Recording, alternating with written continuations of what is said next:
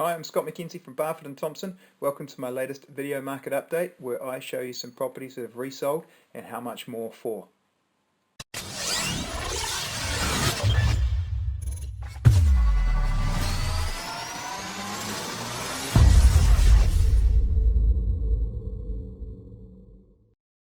Thanks for tuning in. So what I wanted to do this time was, because I sold 3 properties in one day last week, it got me thinking about when those properties last sold and how much of an increase each of them has had in that time. And I thought you guys might be interested in that. So I had one last week that sold for $605,000, which I sold to those people in January of 2011. January 2012, so 4 years ago, for $352K, and that's just resold 72% above at 605. So 72% in 4 years, that feels about right. My feeling is prices have doubled in 5 to 6 years, and I've got another example here. One last week sold for $825.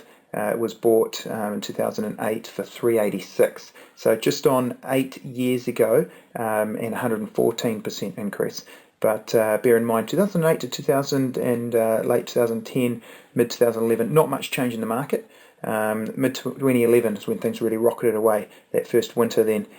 So we look at another one that sold for $821 last week, which was bought for, sold in May for $821. It was bought for $404 in May 2009. So you're looking at 103% in 7 years. So yeah, and I've got another example earlier in the year. I sold one at $875, which actually had been bought for $445. 5.5 years prior. So you could say prices have doubled in 5 to 6 years. I think that would be a fair statement. So how's the market right now? It's pretty finely balanced. I think that the buyers are definitely outweighing sellers. But I was thinking about this analogy during the week. If you take a motorway and it's really busy, but everyone's travelling nicely at 80, 90, even 100 k's an hour, everybody's getting to work, no problem, no one's complaining. But you just add just a few percent more cars, just 3%, 5% more cars, all of a sudden it becomes congested and it hits that sort of critical point where all of a sudden it jams. And everybody has to travel more slowly because there's that many more cars and you need that following distance. In the property market, I think it's very similar. There's a lot of transactions, people selling, a lot of people buying, but it only has to be out just a few percent for buyers to outnumber sellers, and then of course we start to see prices push up with that demand. Obviously, the more it's out by, the faster it goes up or down. So at the moment, I've had people asking me, is this new policy from banks restricting the use of foreign income to secure loans in New Zealand for non-residents going to affect the market? I say, well, it's going to make it harder for some buyers, and if we are just a few percent out, maybe it will take some of that heat out of the market. It'll be interesting to see. Right now though, washing's done.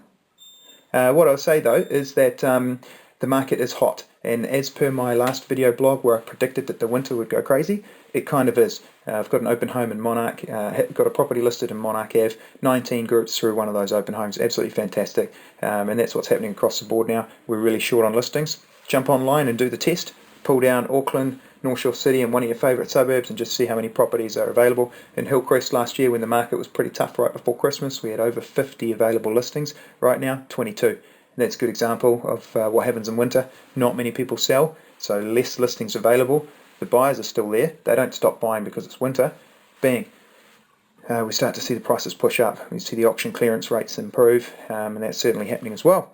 So it's finely balanced, but I think a few more buyers than sellers at the moment.